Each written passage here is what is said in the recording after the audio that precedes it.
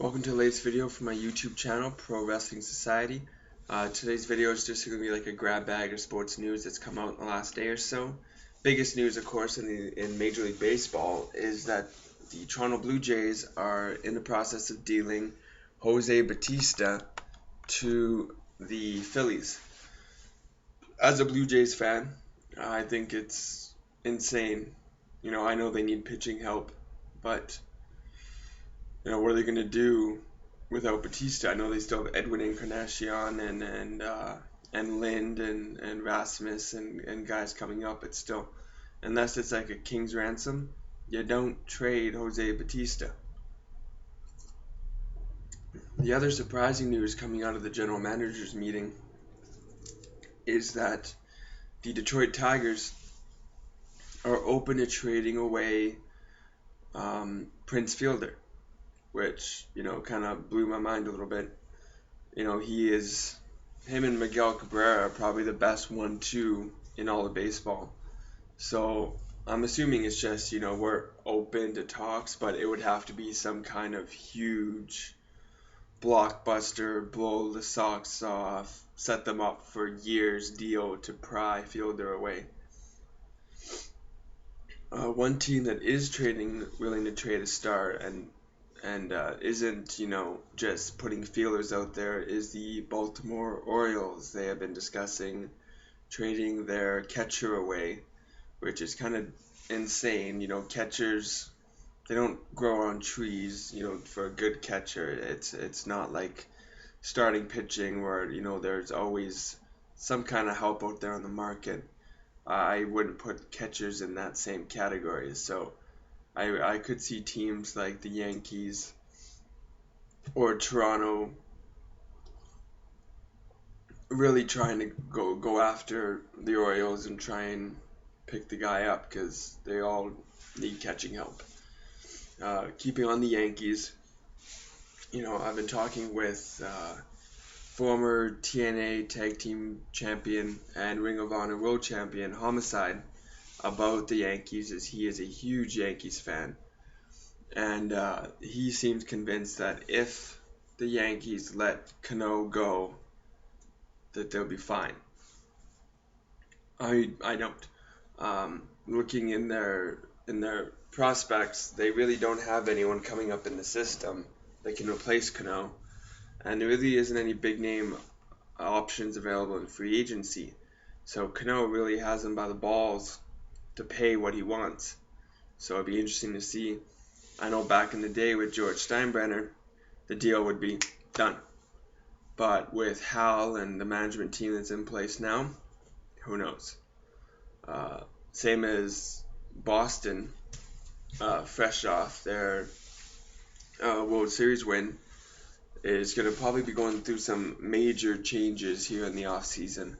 Obviously they've already let Stephen Drew know that they won't be re-signing him, which wasn't a big loss. He was shit. Sorry about that. He was shit in the playoffs anyway. The big news, though, is Jacoby Ellsbury. They don't seem to be willing to pay what Ellsbury feels he deserves. And so I'm putting the odds at, 60-40, 60 for Ellsbury to not be a Red Sox at the end of this offseason, which that is a huge hole that they will need to fill, and I think they'll struggle to fill it. So hopefully they get him signed. Or not, if you're not a Red Sox fan. Moving on to hockey. Although I know there's not a lot of fans outside of Canada, but Rick Nash for the Rangers will likely be making his return to the Rangers lineup after missing 17 games with a concussion, which is big news for me because I have him on my fantasy team, so I'm excited about that.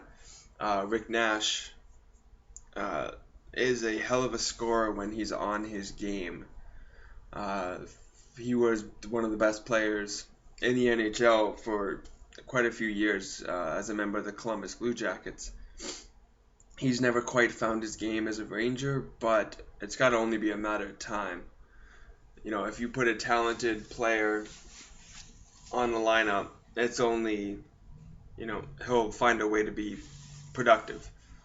So it'll be interesting to see how he goes and what goes with the Rangers, because they obviously need the help at the moment.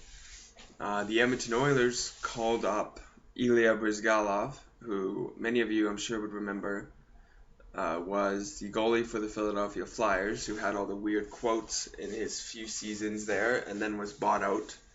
So Philly will be paying him $23 million over the next few years just so he won't play for them, which, he struggled in Philly, but what goalie doesn't? Philly is a goalie graveyard. They go there to die. So I'm hoping that he's the same goalie he was in Phoenix, in Edmonton, because Lord knows we need the help. He just came into Edmonton on Monday, had his first practice, and of course, Karma, the cruel bitch that she is, it was minus 18 with snow. He always made fun of Edmonton for being cold, and Mother Nature bitch slapped him in the face. I'm sure there's a lot of news that I'm not getting at, but that is why I ask you guys to send in questions that you want me to cover. I'm getting low on questions, so make sure you go to Pro Wrestling Society right on Facebook. It's PWS Pro Wrestling Society. Check us out and ask whatever questions you want answered here, and you'll get a shout out on my videos. I'm hoping to have at least one or two I can answer before I go here. George Romero, who is one of our long-time fans on PWS, how would you rebuild TNA? And where do you see it in the next few years? The TNA rebuild has to come from the top down. They need to get people with wrestling knowledge in the spots that make decisions. Get Dixie Carter out. I do like what they've done with bringing in ex-writers from WWF. Guys that have names in the business, have made success in the business, and giving Jeff Jarrett, who, people seem to forget this, but Jeff Jarrett wasn't really liked when he was the head booker of TNA, but the fact that Dixie Carter is so bad makes us hope for Jarrett again, because at least now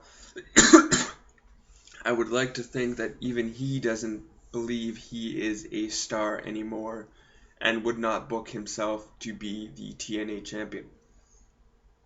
But again, it is Jeff Jarrett, so who knows? I think TNA is on the right track. Breaking up aces and eights, is a big thing. Maybe it'll give guys more time to shine, because aces were taking up so much TV time. They just have to start focusing on these younger guys a lot more. Think of this.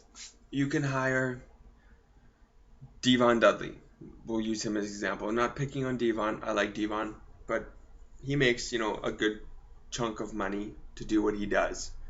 Instead of hiring Devon, you could hire, for that same price, 3-4 indie guys who can really go in the ring. And, not saying Devon can't, but let's be honest, Devon was never a technical star. So I would, getting Devon's money off the books, use that money to bring in guys, make your own stars. Don't be WCW.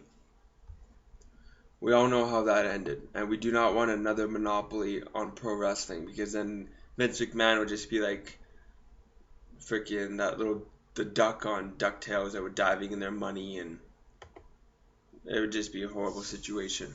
I think I have one question left. Oh no, I have a couple.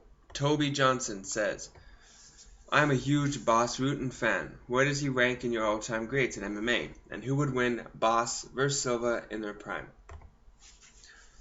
Hell of a difficult question, because a lot of fans nowadays don't know who the fuck Boss Rutan is.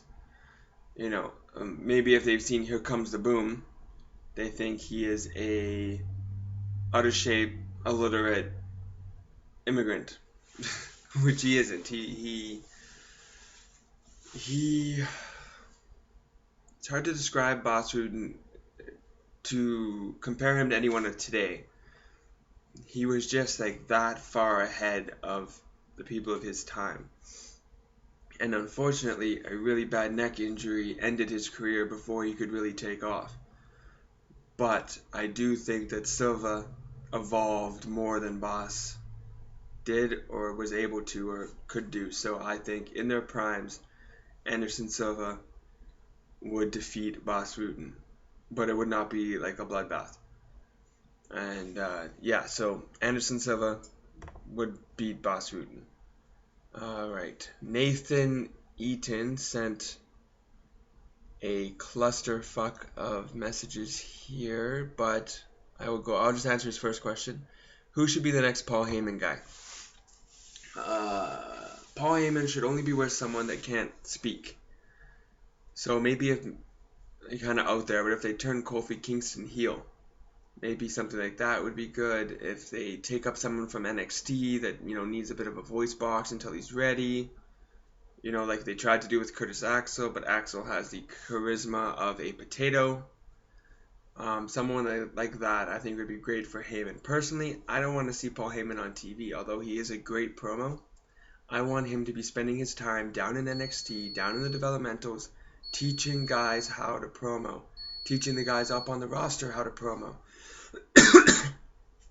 Paul Heyman is a creative genius, and they should be using that in their writing, not writing scripts for him to be on TV.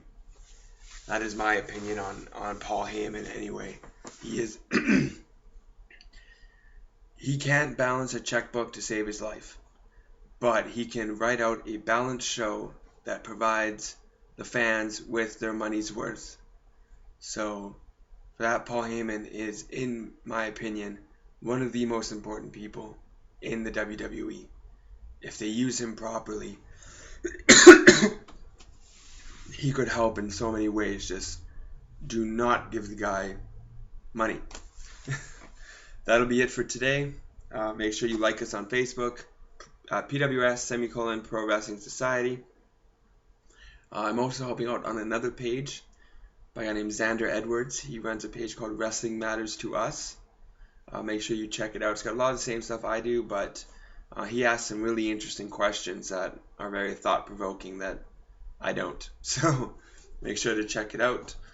Follow us on Twitter at the PWS Society. We got a lot of tweets from pro wrestlers and MMA fighters on there you can look through, and it's been fairly successful in the short time we've had it. So yeah, make sure you check it out. See ya.